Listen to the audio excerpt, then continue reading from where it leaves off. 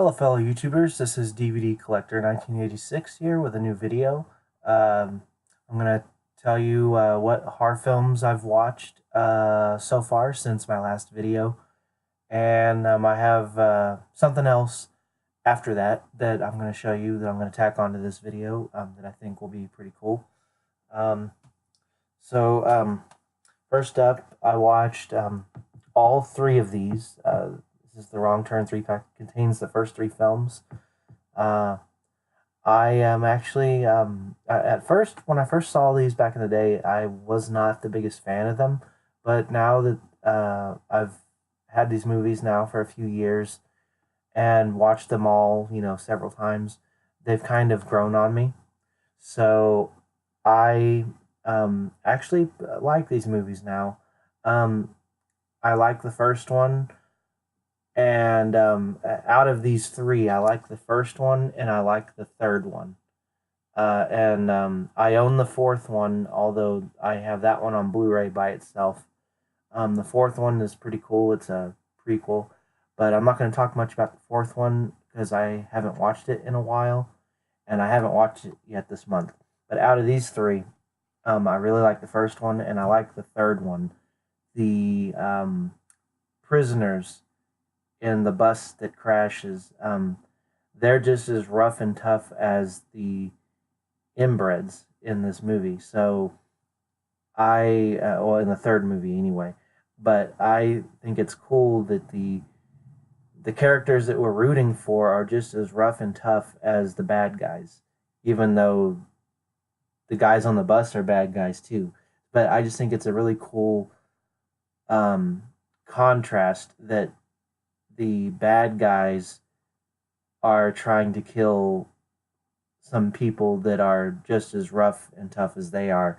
I really like that about the third film, because in most horror films, slashers and whatnot, the victims usually just, you know, accept their fate and die. They don't put up a fight. I hate it in horror films when, it's okay if someone dies in a horror film, but, give them some backbone. Give them some will to survive, and don't let them die so easily. Make them put up a good fight, make them not go quietly.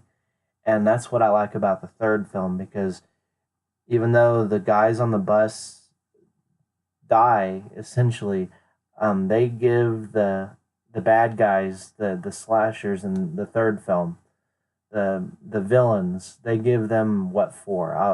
The guys on the bus give them what for. So that's all I'm going to say about these. Um, I really enjoy these movies now. So anyway, I watched those. I also watched Terra Fire. Not much needs to be said. I've talked about this in previous videos. Art the Clown makes Pennywise look like Krusty, as they say. Yeah, right there. That's the quote from The Farsighted. Yep. Makes Pennywise look like Krusty. This is a really good independent slasher. You find out towards the end, Art the Clown's just a wacko, and does some really messed up things in this movie. And towards the end, you do figure out that there is some sort of supernatural element involved. But that's as far as I will explain it, because I don't want to give anything away. But rest assured, this is a great slasher film. It has some great 1980s vibes. It's a good 80s throwback film. That's one of the main reasons that I like it. And I'll say this in closing thoughts about this film. If you own a restaurant, pizza parlor, or whatever, never let a clown or someone dressed up as a clown use your restroom. But there's that. And I watched, here's a classic, Stephen King's Children of the Corn. That's with Linda Hamilton, and I forget this other guy's name. Uh, Peter Horton. That's his name. But I love this film. I just really like the setting, very eerie, and horror films that mix evil children with religion also thrown in. Just makes for a really freaky combination. Anyway, I don't need to say much about this film. Most people have seen it. Great classic Stephen King movie, Children of the Corn. Next, I think there's two more I have to show, but I'll show this one first. Next is Children of the Corn, but this is um, the the remake essentially. I believe this was made for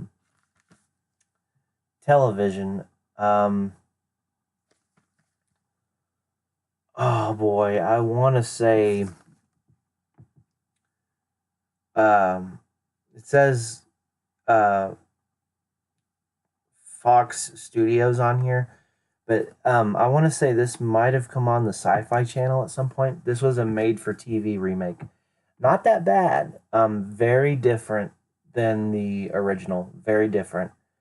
The kid in this one that plays Isaac, he cannot hold a candlestick to the guy who played Isaac in the original one. In the original, the man who played Isaac was actually a grown man. He was 22 or 23, I want to say, but he had a growing like a not a genetic disorder, but he had some kind of disorder where he looked a lot younger than he actually was. And if you've seen the original Children of the Corn, you know what I'm talking about. It just he has a very weird quality where he looks like a man, but he looks like a child at the same time, and his voice is really awkward sounding. The kid in this one, who actually is a kid, uh, he just he just doesn't sell it as Isaac for me. Everything else about this movie was pretty good, but I didn't like the kid who plays Isaac though. The kid in the original, or the man in the original, I should say, was much better. Overall, I thought it was a good remake though, but I still prefer the original Children of the Corn over this one. But I did watch this and I did enjoy it though. And the last movie I watched so far is The Shining, the original from 1980 with Jack Nicholson. I plan on watching the made-for-TV remake pretty soon. I really enjoyed this movie. I've always liked it. The remake is closer in line with the book than this movie is, but this movie is pretty darn good. And for being an older Blu-ray from 2007, it actually has some decent special features on there. I mean, it's got a lot of stuff on here. And this Blu-ray came out in 2007. So far, that's what I've watched. And the last thing that I wanted to show y'all was I got a box in the mail um, from Shout Factory. Now, I already know what's in here, obviously, because I know what I ordered.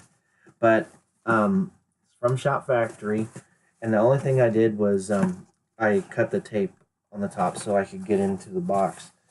But I got, you know what, I'm going to put the box right down here.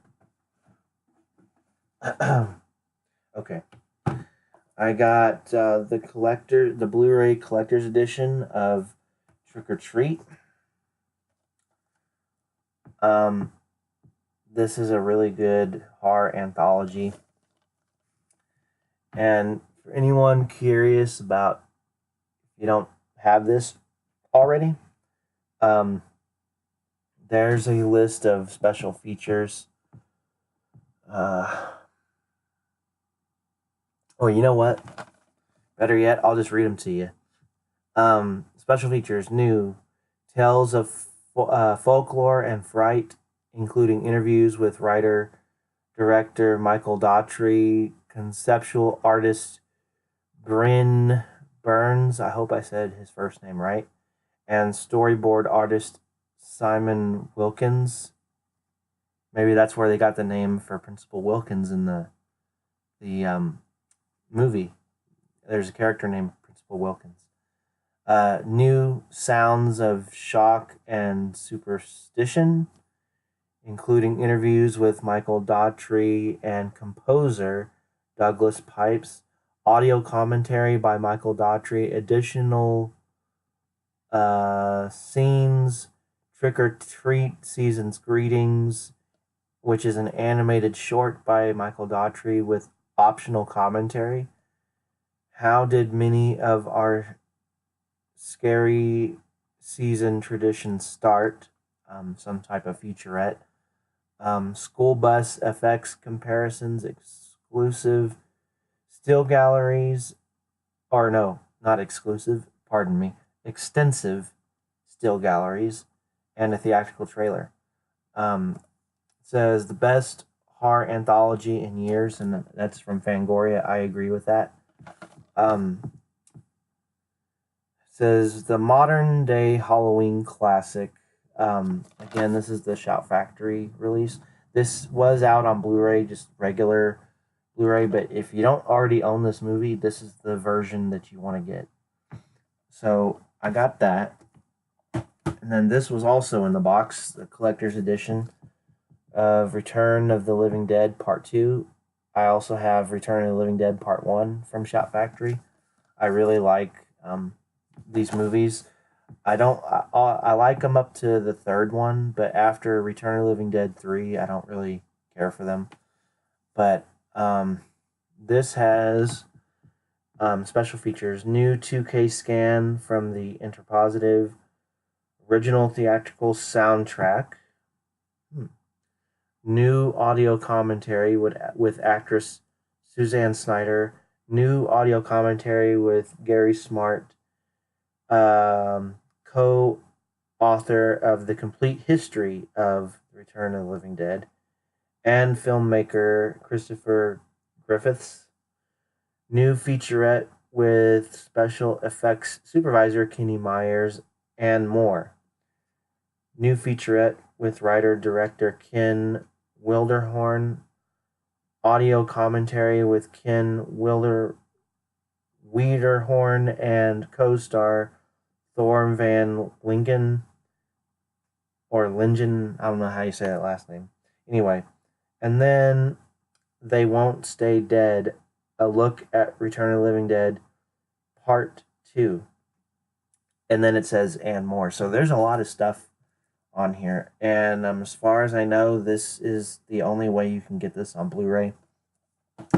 But I collect the Shout Factory releases. So now this is something I wanted to save for last, because it's a Shout Factory collector's edition for Creepshow, but this isn't your standard collector's edition. This is actually a hardcover, and so I'm going to actually open this on camera so I can show you what all is in here.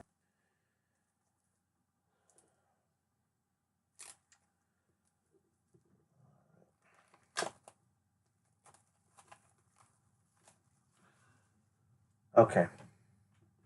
So, like I said, it's a hardcover, kind of like the big outer box for the Halloween 15-disc Ultimate Collector's Edition. It's that same style of outer box, only it's smaller. Like I said, it's hard. So you've got all these special features. I'm not going to read them all because there's quite a bit. New 4K scan of the original camera negative. Supervised and approved by director of photography Michael Gornick. New audio commentary with Michael Gornick. New Terra and the Three Rivers, a roundtable discussion with members of the cast and crew of Creepshow.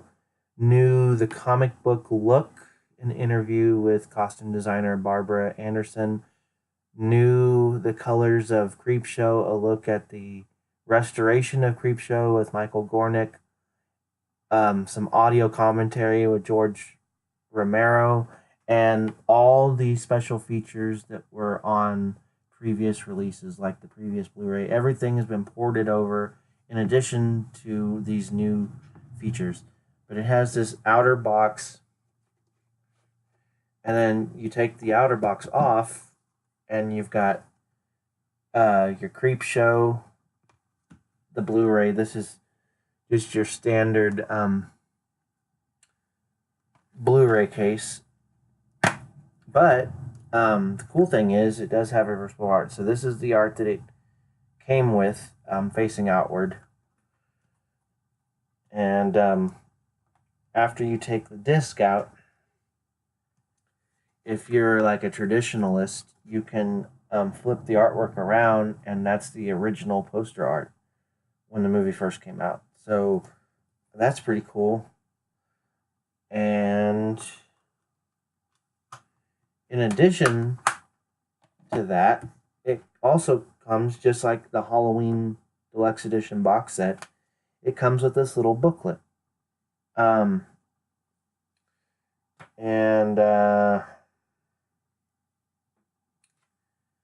It just has information on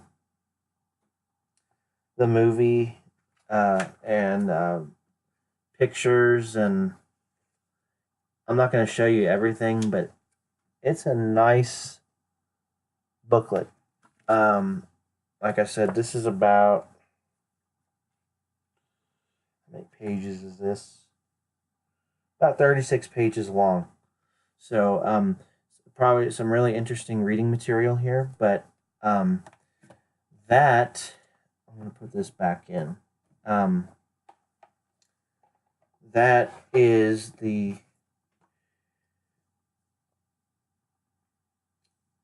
special collector's edition of Creepshow. It doesn't say collector's edition, but it is.